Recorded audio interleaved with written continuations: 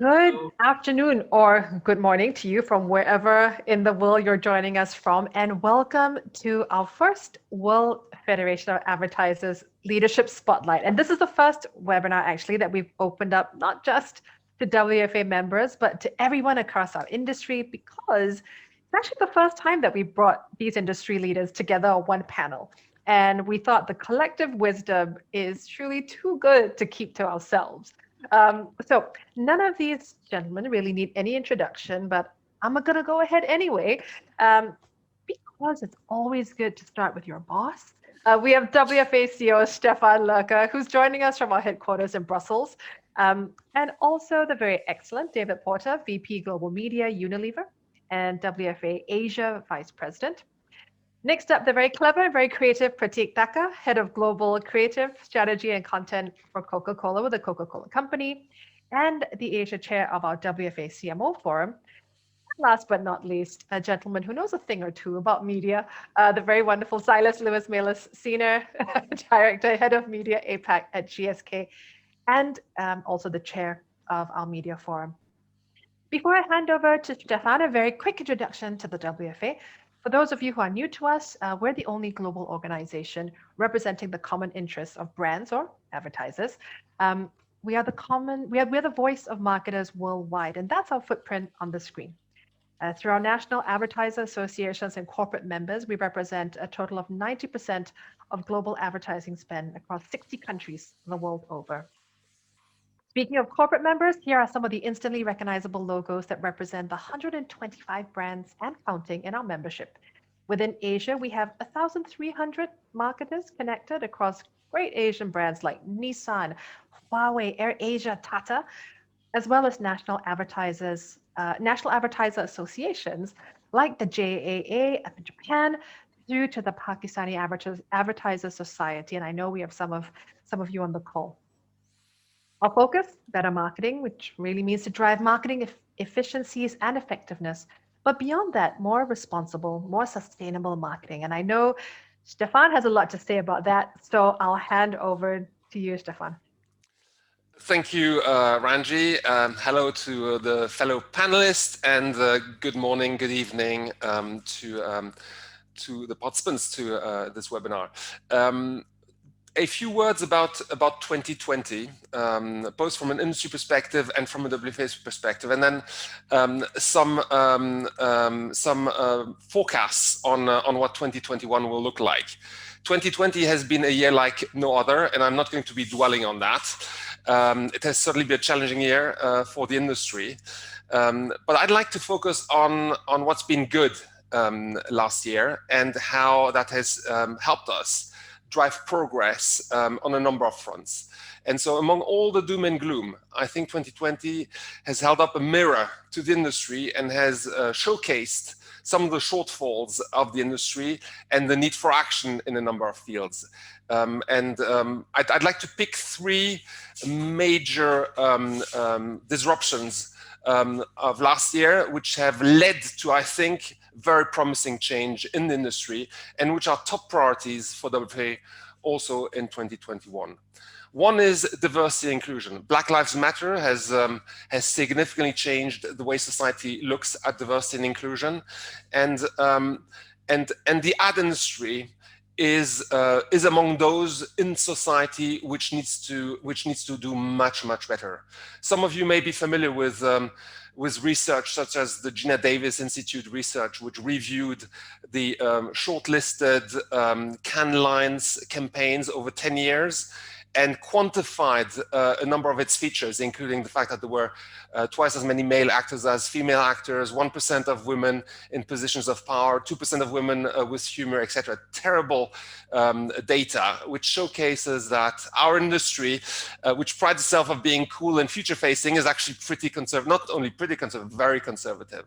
So that is the background against which WFA launched its Diversity Inclusion Task Force, led by two superb ambassadors, Belinda Smith, former global head of media at EA, and Jerry Dakin of GSK. What we're seeking to do is not only change how we feature society in campaigns.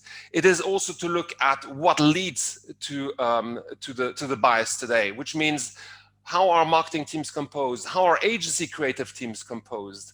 We also want to look at how we spend our money. You know, advertisers, by spending money on a number of media, are also contributing to diversity and inclusion in society. So it's a very holistic manner of looking at the challenge, and we're absolutely determined to drive change against an accountability framework. So we're going to be measuring how we're moving the needle, and that is certainly going to be a top priority for us in 2021.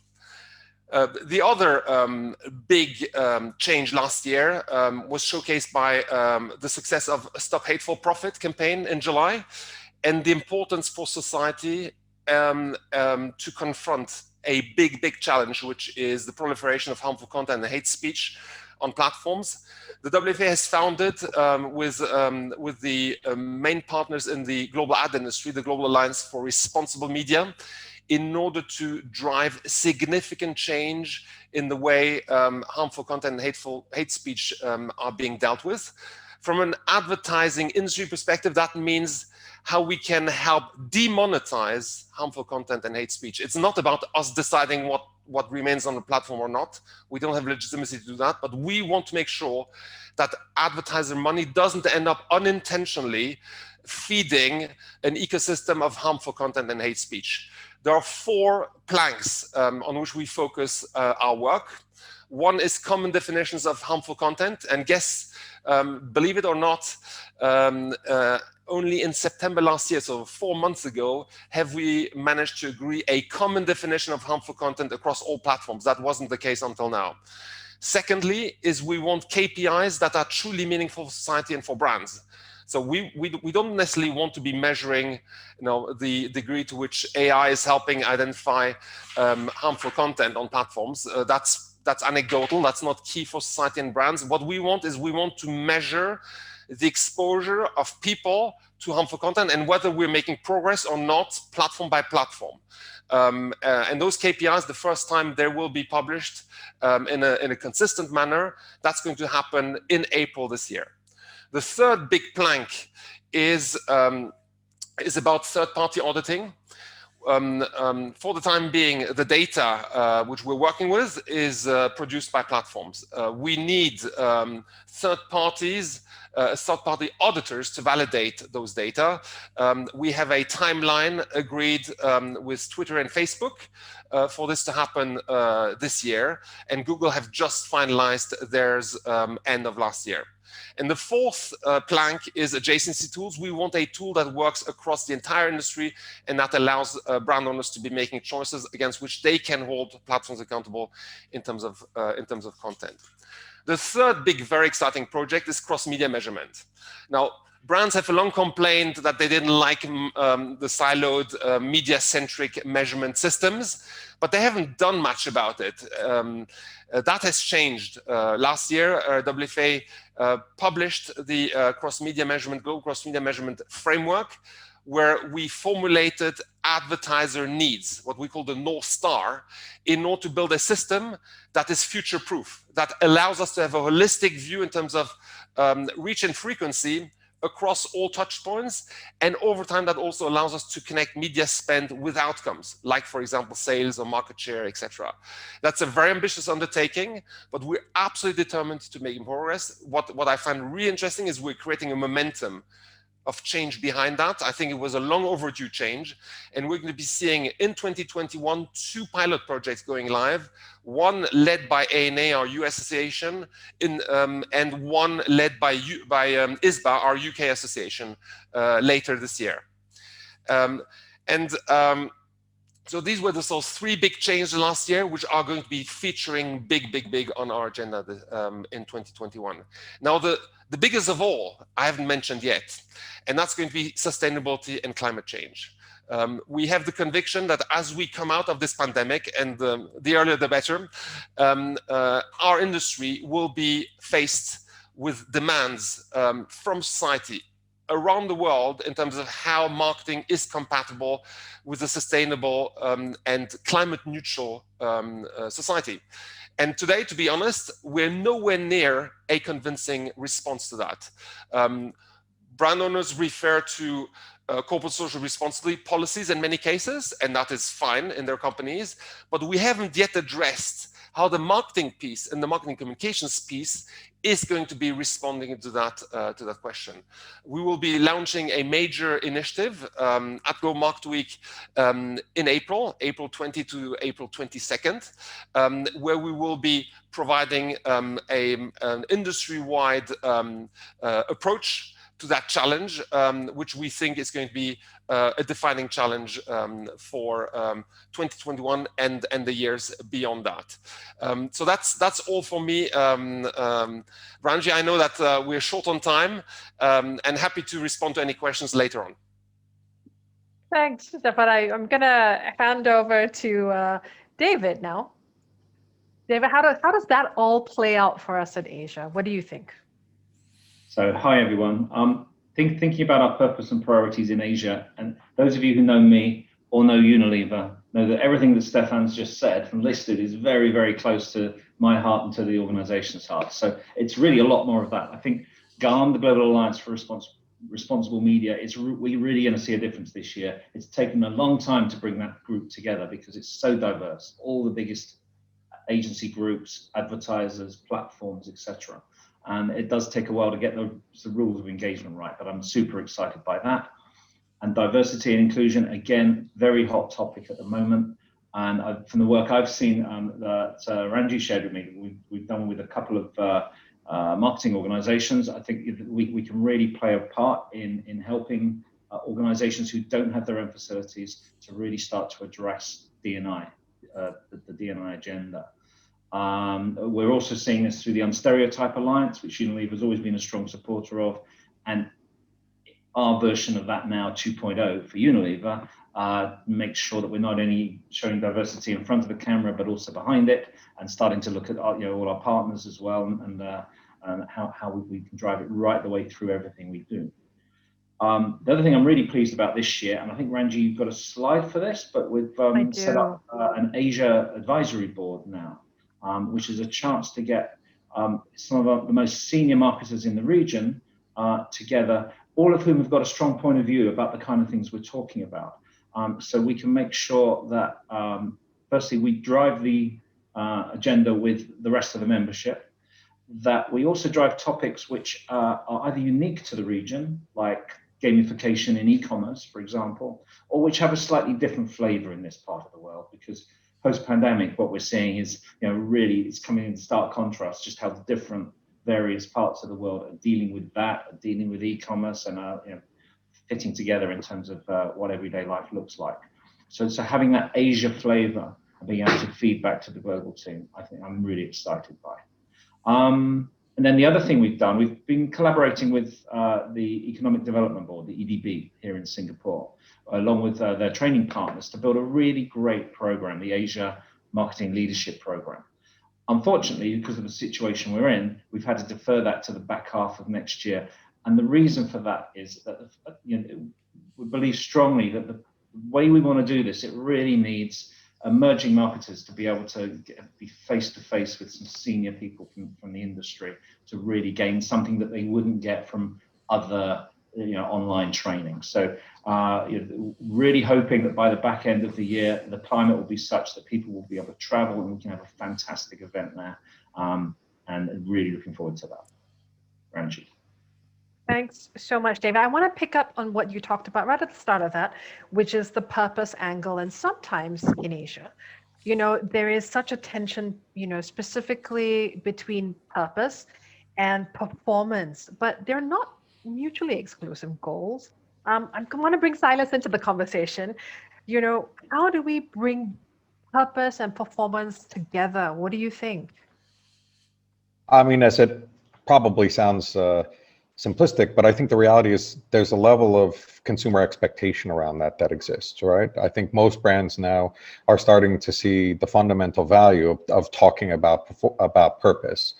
And frankly, it starts to generate positive business results for a lot of marketers. So, if I think about, for example, how important GSK finds diversity and inclusion as part of the way we operate, both internally and externally. And you can see that by the fact that one of my colleagues is part of the WFA's leadership on that. We've started to see the impact that integrating diversity and inclusion into our marketing can have on the performance of our media activity. So we've started to see better engagement rates with consumers who, in theory, are being targeted by our broader based targeting approaches, but perhaps aren't being talked to in language and imagery in channels that are truly relevant to them. And just like any other audience targeting, you see the value when you speak to groups of individuals more personally about things that are relevant to them, with imagery and messages that are relevant to them. And the natural response is an improvement in the way that media is deployed. And so we're starting to see that come about. And I think that's a great example of where, our purpose around diversity and inclusion and how absolutely critical it is to our organization can manifest itself across the board, not only in the marketing approach, but even the media approach.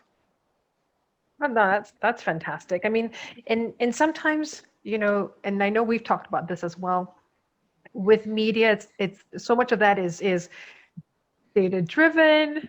So much of the focus is on data, and you've said this before, not at all. So, David, your thoughts on this, that whole tension between the cult of data and everything else. What does that mean for an organization?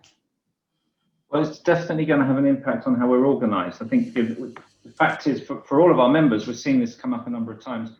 The budgets that we used to use to build brand equity are now expected to drive purpose, build brand equity, acquire data for reuse, and also to do performance in categories that weren't used to doing that. So that tension and that stretch, it's a healthy thing, I think, and brands are going to have to learn how can purpose and performance sit together, for example, and that's going to fundamentally change how a lot of us brief campaigns, how we judge the work, how we set budgets for each of those buckets, and how we measure success. And that's all going to have to change. And we're going to be trying to do that during a recession. So this is a really interesting challenge, and I think there'll be a lot of thought and debate and sharing of ideas through the WFA in the year ahead. And then you've got that other, element to layer on it, the death of the cookie, the challenges with targeting. What does that mean for us, Silas? I mean, you look at that all the time, I think. Well, it's going to have a really interesting impact because depending on your industry, your category, the role that data-driven marketing plays is probably varied, right? And David, myself, coming from the CPG side, the reality of excessive levels of first-party data are not a reality for organizations like that, which means in a lot of cases they've been slower in the adoption curve around MarTech solutions and that sort of thing, which means that unfortunately they have been more reliant upon third-party data and third-party cookies. And so I think there's going to be an interesting fundamental tension at the end of the year when cookie deprecation on Chrome happens, in that marketers who have leveraged third-party data excessively are going to have to reevaluate what's happening. And for the smarter marketers out there, hopefully those conversations are already happening. I think it's critical that brands start to think about what their strategy is going to be. I don't know why we call it a silver bullet solution, because there's never a silver bullet solution. I want the one silver bullet solution time. The reality is that there is no silver bullet with this one, which means that depending on the market, the industry, and the category, you're going to see a conglomeration of different types of data approaches, right? Obviously, there's a reality around certain platforms like Google's power in the deprecation of cookies and the value of their second-party data to marketers. And obviously, they've made decisions that are going to drive decisions in that way. But there are going to be very interesting other solutions that start to crop up. I'm really excited to see what happens in the dataless world, because the reality is, especially for CPG marketers who aren't going to have first-party data to lean back on, they're going to have to rely upon other and slightly less specific and more anonymous signals like context. And context is going to be such an interesting area for a lot of brands to play in. to the point that I like to tease a lot of the ad tech partners who moved away from being ad networks to being DSPs, only to go back to being ad networks in 2022. They don't find it funny. So the reality is that there's going to be a few different arrows in the quiver of media and marketing organizations, and depending upon the brand, depending upon the stickiness of the message and the ability to draw consumers into potentially an owned environment where first-party data can start to be collected or not. The reality of a direct-to-consumer sales model, which also would allow you to drive potentially greater levels of first-party data. The realities of a marketplace where second-party data may or may not be a solution. It's going to be a mix of those components. And what's really important for every marketer to start thinking about right now is, what is their plan? What is going to be right for you? You know, the knee-jerk response of, well, without third-party cookies, first-party data becomes more important, may be completely irrelevant for some organizations because of the realities of the way consumers want to interact with them. And so determining where first-party data, second-party data, or no data, and the mix between all those comes into play is going to be really critical. And beyond the plan, get your hands dirty. Go into market, pilot, test, learn, and be prepared. That's certainly something that we've actively planned for in 2021. They've been conversations that have been happening since last year. And I would firmly suggest that every marketer take a similar approach to this. That sounds like a media forum agenda right there, Silas.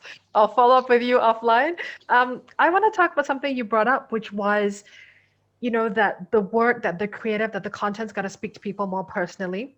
And we spent, you know, such a bit of time,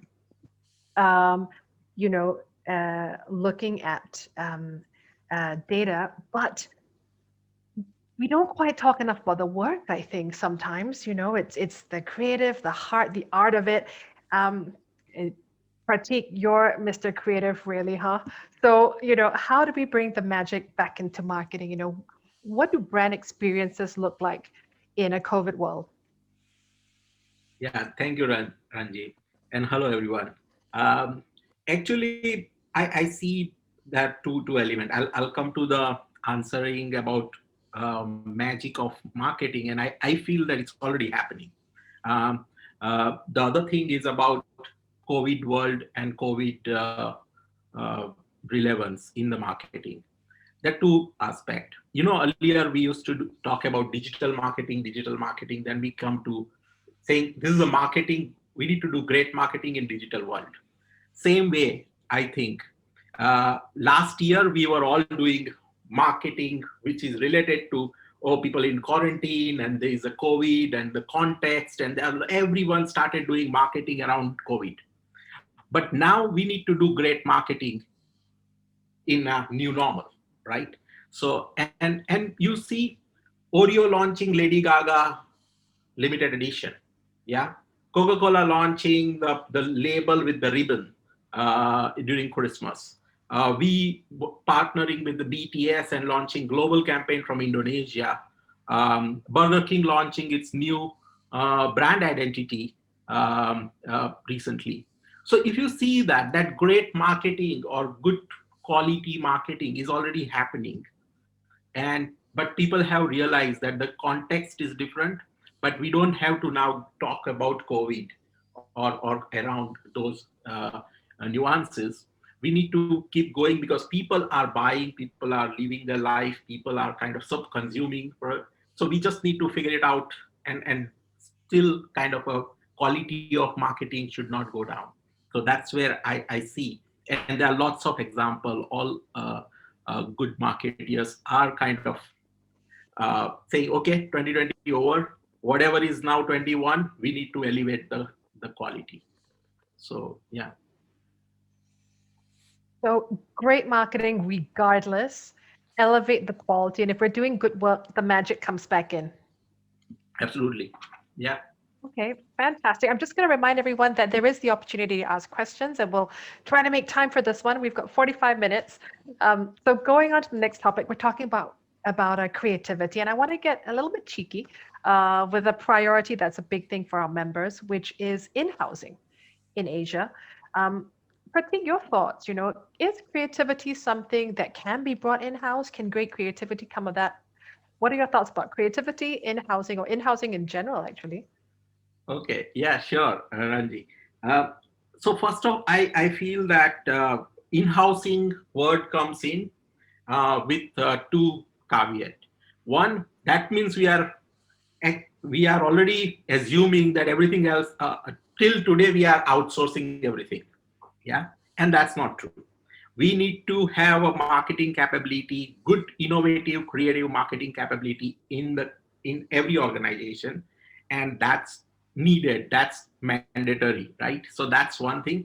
And then this capability needs to create an ecosystem, irrespective working with the big agency, small agency, freelancers, independent, creative technologist, graffiti artist, whoever, right?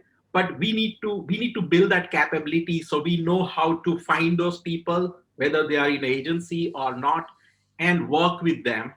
So that capability. So I won't say that in-housing means okay, stop working with agency and bring everything into the company.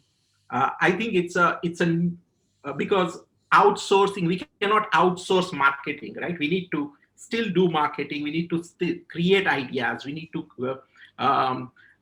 take risks. We need to create a bold, provocative, creative strategies, and then partner with artists and creators to make it happen. The production houses and all those people. So I feel it's not either of this. It's we never outsourced marketing.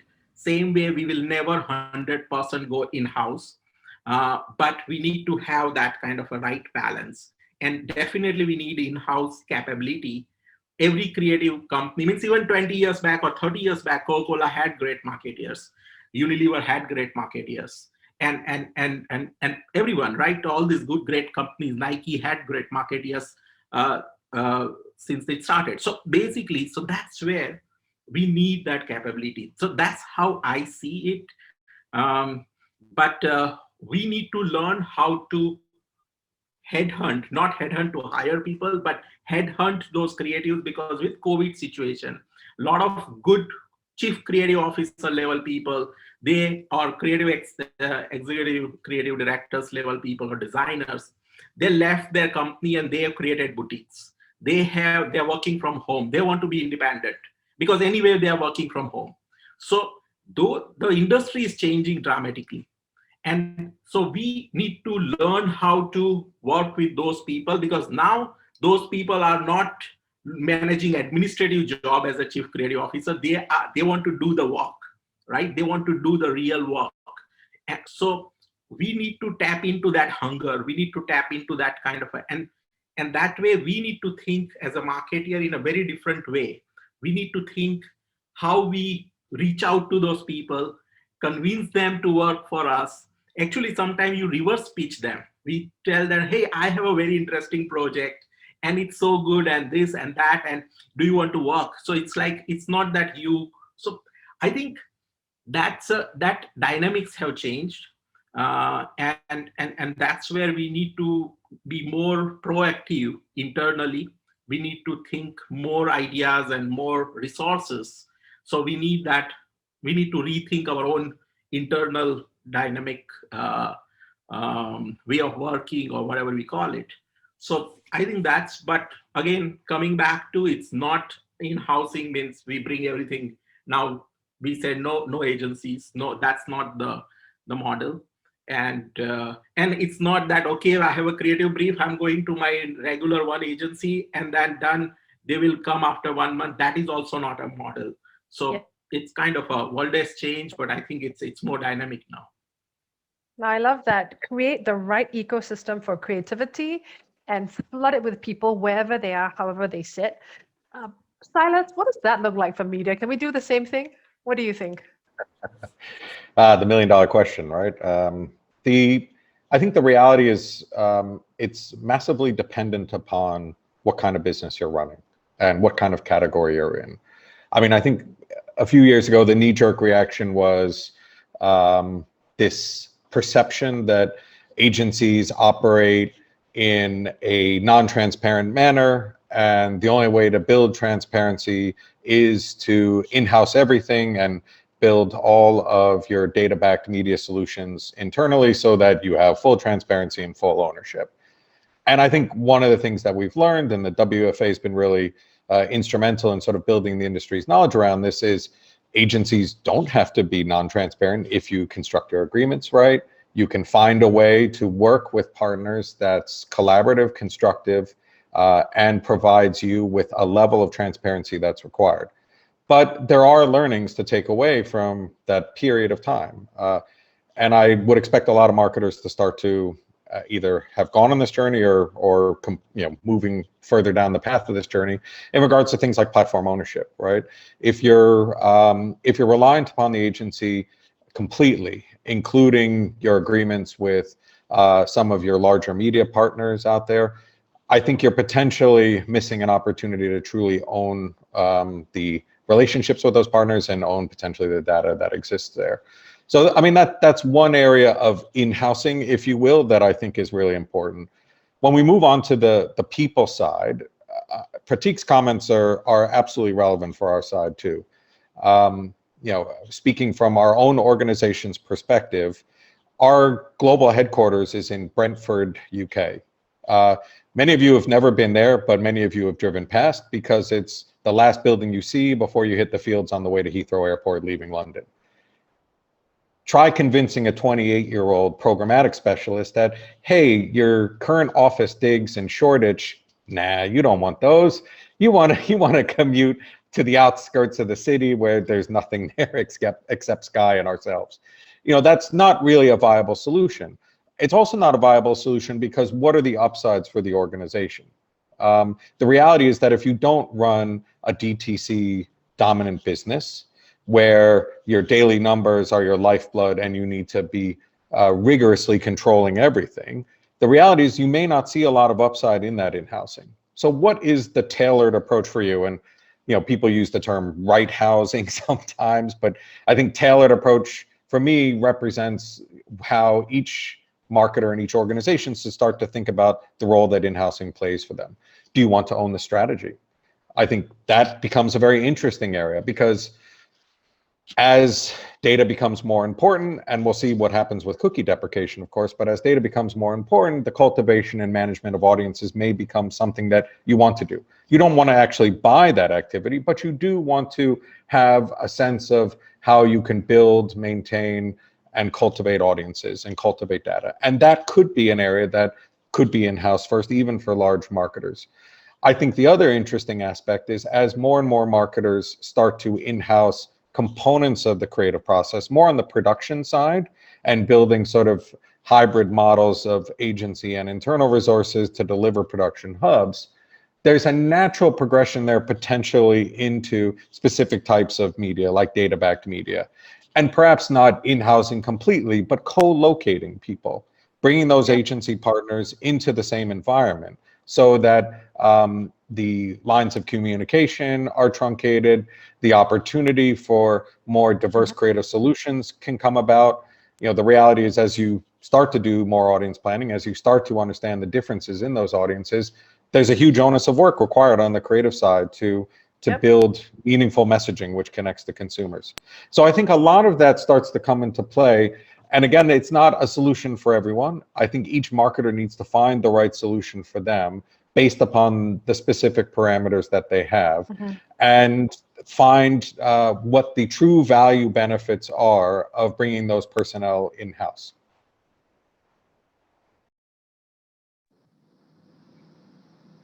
You're on mute, Ranji. Yay, Ranji wins.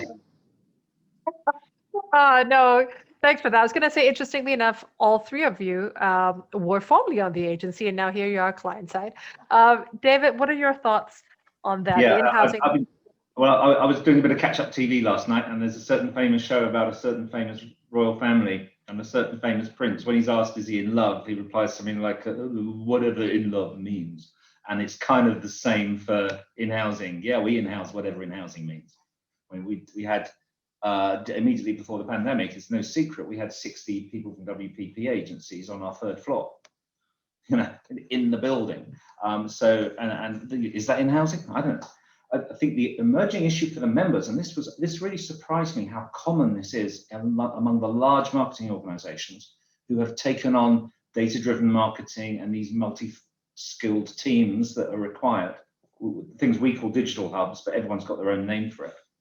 Agencies and brands, to Silas's point, they're very different places to work, not just by location. And specialists at brands are quite easy to attract. They get a chance to do amazing work, and transform an organization, but they may not have the same sort of vertical career opportunities as happen in specialized companies. So we've got to really think, all of us, about how we take those new hires or secondments, how we treat them, how we engage them, and how we retain them. And I think that's a surprisingly common challenge to a lot of organizations.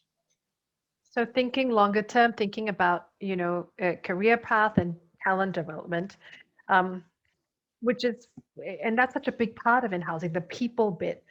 And this is for the three of you, we'll start with Pratik. What does leadership mean, for you in 2021? What does people mean for you in 2021?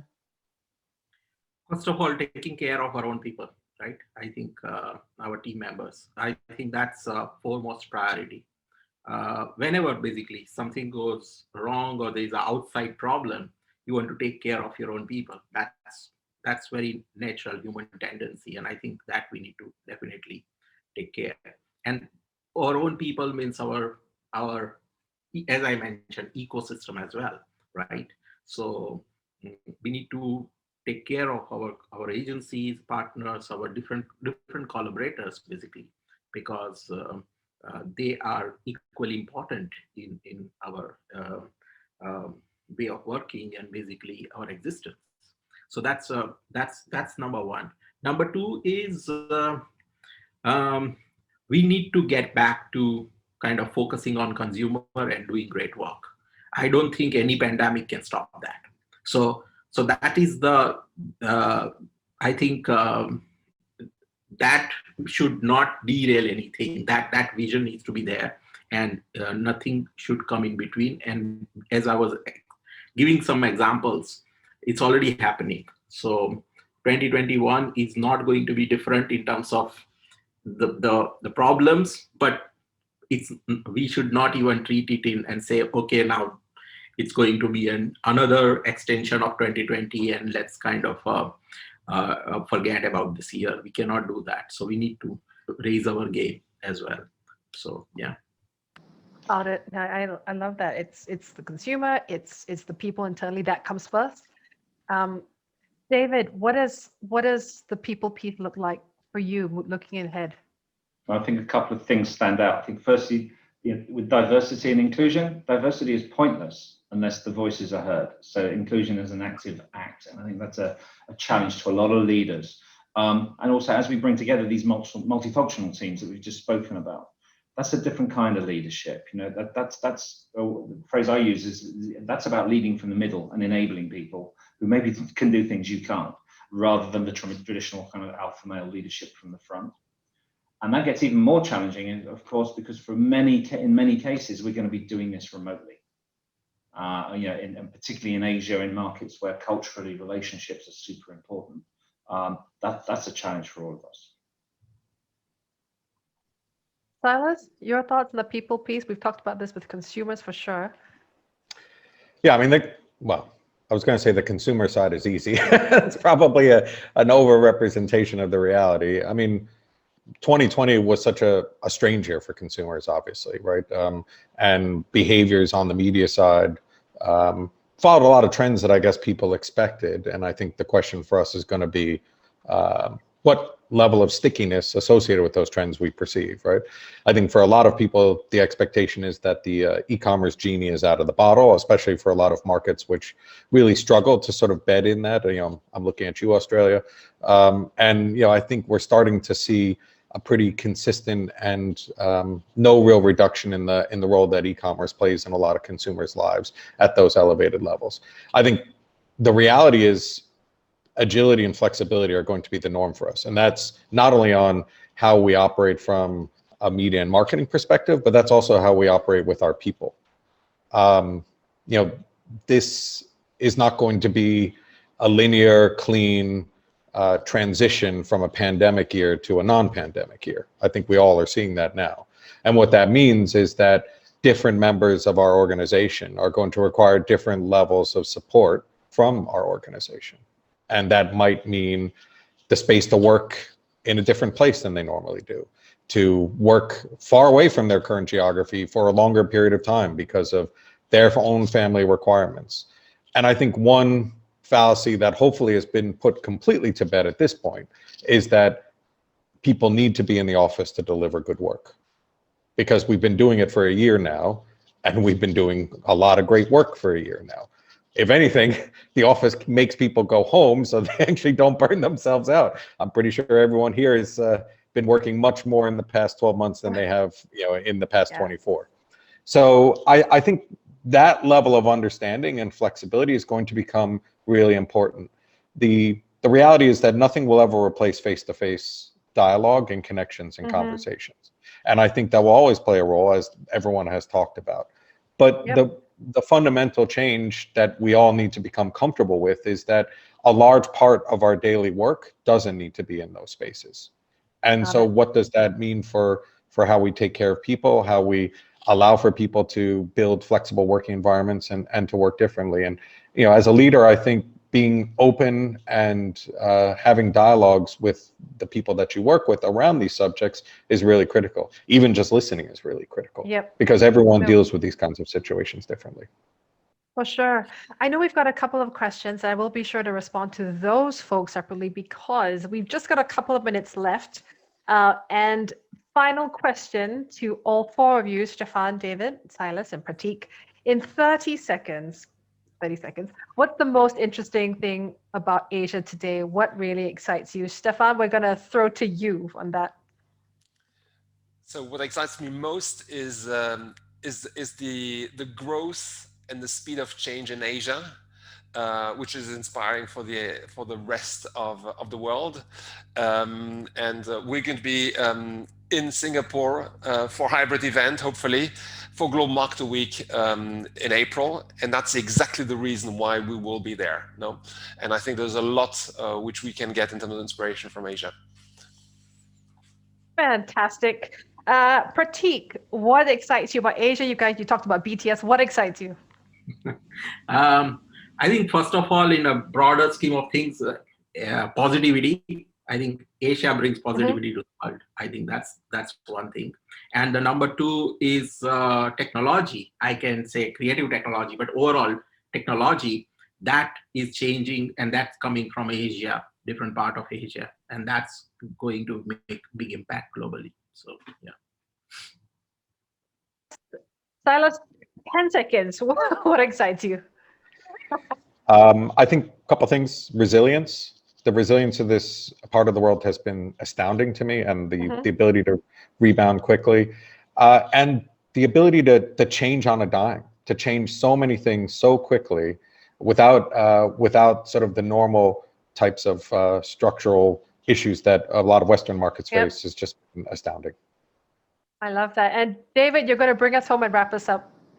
Great. So we keep on hearing this phrase, same storm, different boat. And there's actually, on the positive side of that is that life is changing so differently in the various markets that, and this answers a couple of the three questions we've had up there, that it means we've really got to strive to find ways for multinationals to have great global thinking, but with the flexibility to really stretch that so that it works in each of those different markets, different landscapes. And that's going to be an exciting challenge for the year ahead. And Stephan, hope to see you in Singapore in April. Looking forward. All right. Well, thank you, everyone. Thank you so much to the panel and to everyone who joined us. We will make sure to answer your questions offline. And in the meantime, have a great Thursday and the rest of the week. See you.